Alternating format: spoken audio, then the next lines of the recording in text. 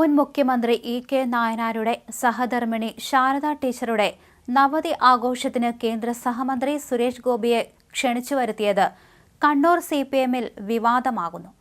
Party കേന്ദ്ര committee അംഗം EP. ജയരാജനൊപ്പമാണ് Suresh Gopi cake മുറിച്ചുകൊണ്ട് മധുരം പങ്കിട്ടത്.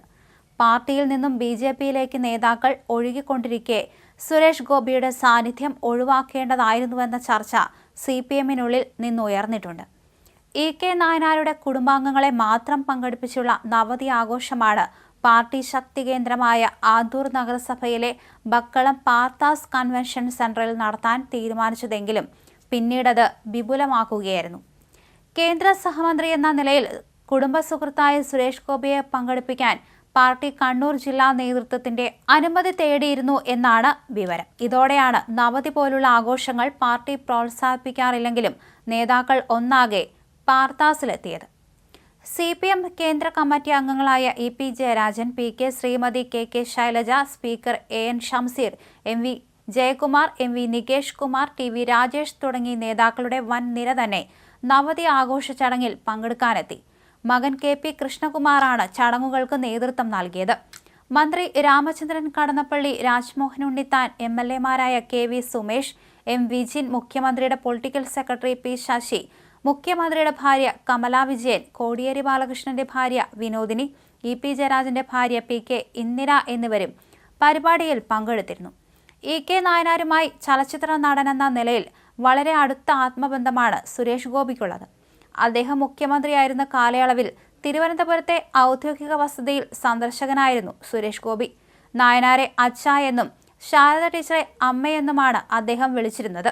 കണ്ണൂരിൽ ഏതു പരിപാടിക്ക് എത്തിയാലും നായനാരുടെ കല്യാശ്ശേരിയിലെ വീട് സുരേഷ് ഗോപി സന്ദർശിക്കാറുണ്ട്. കേന്ദ്ര സഹമന്ത്രിയായി ചുമതലയേറ്റ ശേഷം സുരേഷ് ഗോപി നായനാരുടെ വീട് സന്ദർശിച്ചു. ശാരദ ടീച്ചറുടെ അനുഗ്രഹം വാങ്ങി. ഉച്ചഭക്ഷണം കഴിച്ചാണ് അവിടെ നിന്ന് മടങ്ങിയത്. സുരേഷ് ഗോപിയുടെ സന്ദർശനം അന്നേ സിപിഎമ്മിൽ വിവാദമായിരുന്നു. നേരത്തെയുള്ള അനുമതിയിൽ സുരേഷ് ഗോപി മാത്രമേ വരാൻ പാടുകയുള്ളൂ.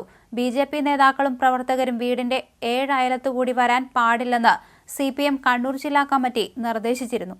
വീട്ടിൽ വരുന്ന അതിഥികളെ ആട്ടിപ്പുറത്താക്കുന്ന സംസ്കാരം തങ്ങൾക്കില്ലാത്തതുകൊണ്ടാണ് സുരേഷ് ഗോപിയെ നായനാരുടെ വീടിന്റെ പടി ചവിട്ടാൻ അനുവദിച്ചതെന്നായിരുന്നു പിന്നീട് ഇതേക്കുറിച്ച് സിപിഎം കണ്ണൂർ ജില്ലാ സെക്രട്ടറി എം.വി. ജയരാജൻ പ്രതികരിച്ചത്.